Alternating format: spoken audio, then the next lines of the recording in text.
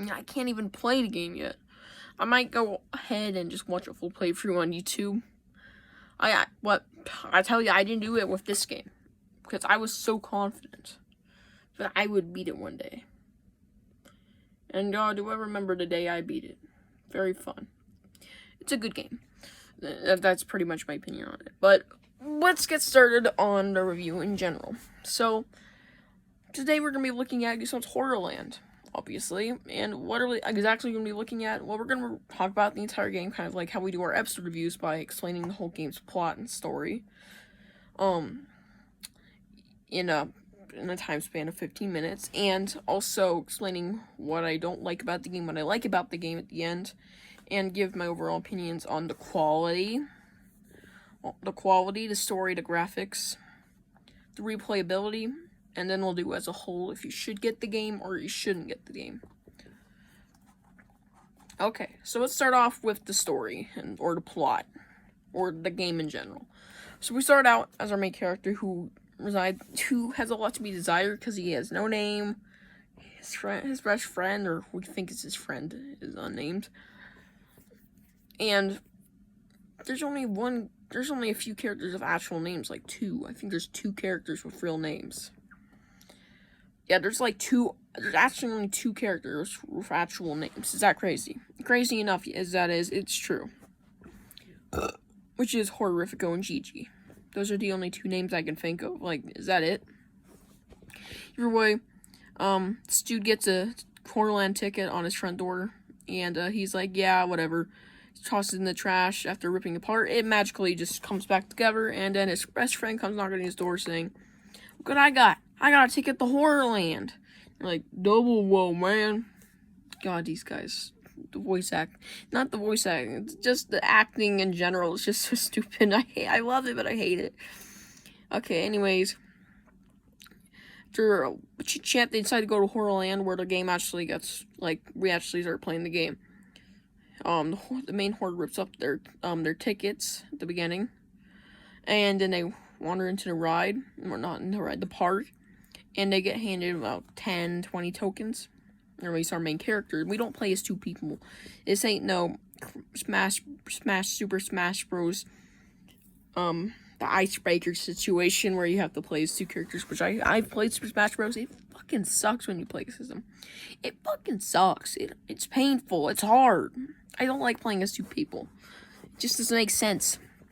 Either way, so now we're in the Carnival Screams, the first of many sections that are in this park. So, Carnival Screams consists of Calamity Canyon, Wheel of Misfortune, Dead Ringer, Bumper Carnage, HorrorLand Derby, and Monster Mash. I personally think this is, it's an okay section of the park. It's a great way to introduce the game. It's like, okay. And there's this where replayability comes in with these 4 main rides, these 6 main rides that are here that you can play. The only rides that you can play. That in this section, not in the whole game, but there's a lot more to come.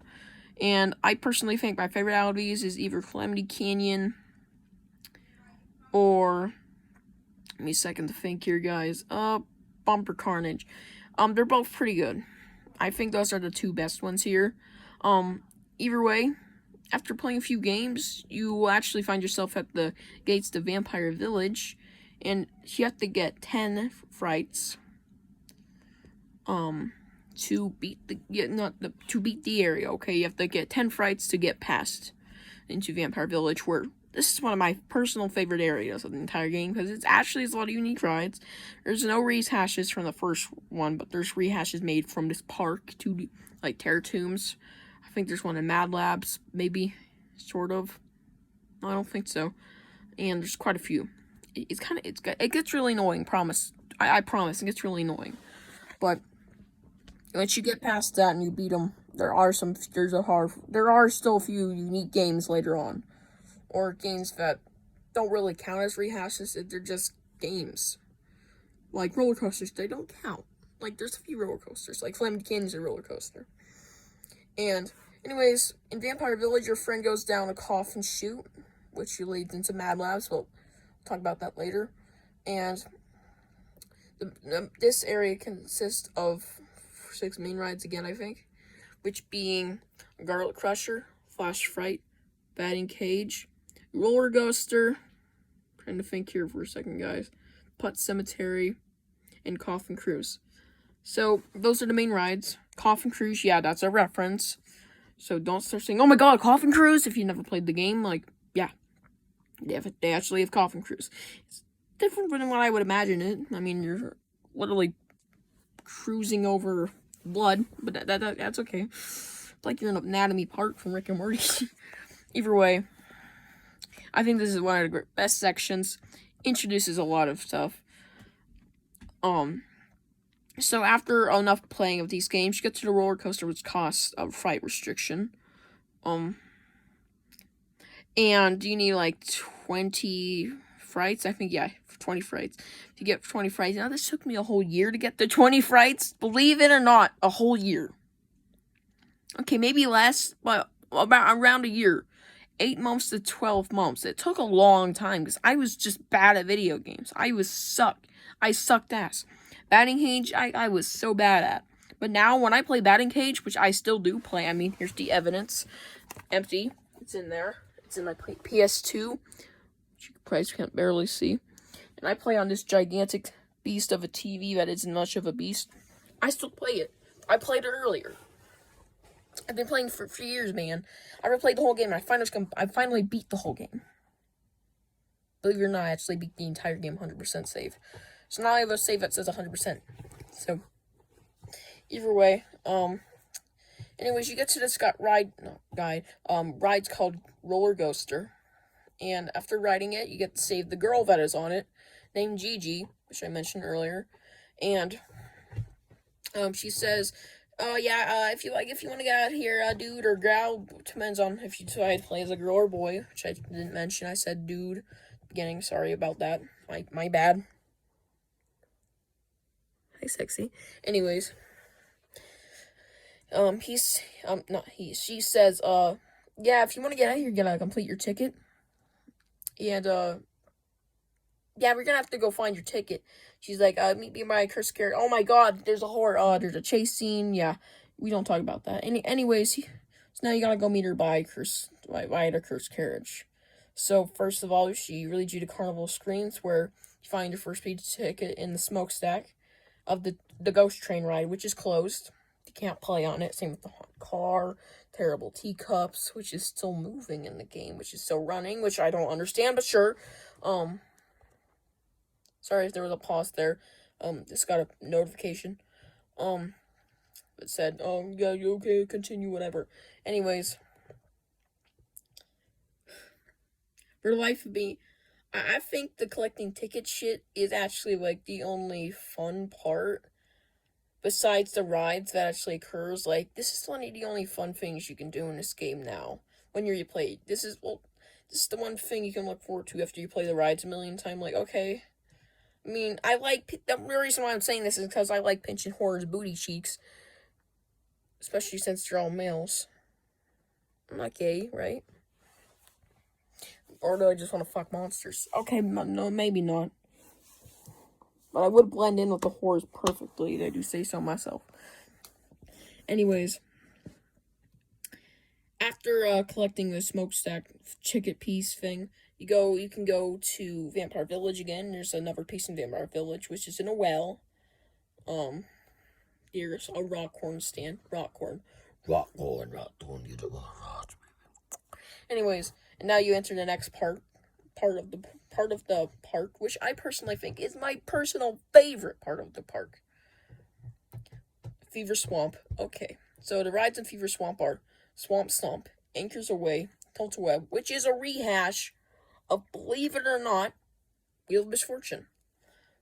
Tilt-A Web, Bogtopus, Slime Flume, and last but not least, one of my least favorite games of all time, Fat SpongeBob. Or I mean to say Rub-a-Dub Slug. Well, it's not that much of a different spoiler word, but clean a Fat SpongeBob. There we go. That's the exact definition of Rub-a-Dub Slug for you. That's the ride. Clean a fat-ass SpongeBob with worms inside of him. It's disgusting, and I don't like it. But I'm too good at it. It's fun, but I hate it. It's disgusting. It's stupid. Okay. Anyways, the piece of the ticket in there is behind an anchor. It's under an anchor, sorry. And after you get enough frights in that area, you can move on. But here's something I didn't mention. Throughout the game, you get some foreshadowing. Like this monster card you can get in Monster Mash by hitting GG, the GG thing, 5 times. You get, 3 times, and you get a Great Gargantua card. Like, I would get a GG card, but okay, since they have monster cards, which I won't talk about that. Besides that, they're hell to get. Literal hell. Took me 2 years to get them all. Fucking did it yesterday. I can't believe I actually did. Got the final one in Brain Drain. Don't ask me about it. I don't know why that was the hardest one, but it was hard. Collect 10 tokens, Brain Drain? I can't suck up them tokens. That doesn't sound sexual, hopefully. Either way, it's pretty weird. Next thing. Sorry, guys. I'm trying to get from my thoughts here. Okay. Then after you grab enough. Oh no. Sorry.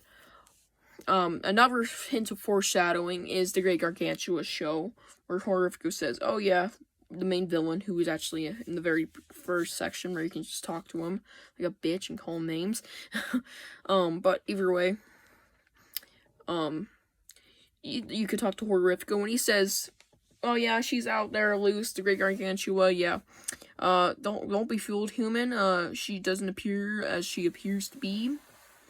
She can transform into things. Hint, hint. Y'all didn't get the GG's Great Gargantua. I meant to say you should be playing the game before watching. You fucking moron. Anyways, foreshadowing is awesome. I approve of foreshadowing. Hey, baby. Okay. Final few things. So now you go to Mad Labs, where we consist of the rides Toxic Gunk Dunk, Buzz Wire, Brain Drain, Dreadmill, Thunderbolt, and last but not least, Shock and Roll. My most hated ride in this whole section, I think. Yeah, I hate this. I hate this section. Not entirely. I like Toxic Gunk Dunk. Yeah, I do like Thunderbolt. It's an okay ride, but Brain Drain is... Not Brain Drain. Brain Drain, I just want to say you jerk off the brains. That's just disgusting. But seriously, it's just... Okay. Anyways, your piece of ticket is in a horrors only zone, which we won't talk about besides Horrifico. You spray Horrifico with horror, evil dust. And then you move on to Terror Tombs, the all-time best section, besides the fact that it's rehashes. But the rehashes are actually pretty good. Personally, like, Mummy Run's my favorite there, then, probably Certain Death, but then Mummy Run, yeah. Either way, we have Mummy Run, Certain Death, Scorpion Speedway, Pharaoh's Fairways, Beetle Battle, Snakes on a Chain. Here we go. And the piece of the ticket is in Pharaoh's Fairways in the final hole, which is a putt game, like Putt Cemetery, or I meant to say golf. And after you get it, you get taken by Horrifico, put on Certain Death, the ride that you can't access before the end. And if you survive the ride, you break out of HorrorLand through a wall, and to be revealed that GG is the Great Gargantua. Hope y'all enjoyed that. Anyways, personal thoughts. I hate this game. I'm just joking. Graphics is a 8 out of 10. I'm just joking. Graphics is a 6 out of 10. Acting is a 7 out of 10. The story is okay. I'm gonna give it an 8 out of 10. They did okay on the story. I like the twist is that GG is the Great Gargantua, and she takes over the world, making it her HorrorLand, if you want to call it that. And finally, gameplay mechanics and shit. Monster cards, 10 out of 10. I like the idea. Replayability, 10 out of 10. Oh my god, so much replayability. I mean, the rides are actually pretty fun to play again. Not gonna lie. But gameplay mechanics and techniques, 7 out of 10, yeah. And overall, I give this game an 8.5 out of 10. Ranking this the best Goosebumps game of all time. I'm not even kidding. This is the best Goosebumps game of all time. If you all agree, suck my dick. And either way, I love you all, and I'll see you guys in the next one. Bye.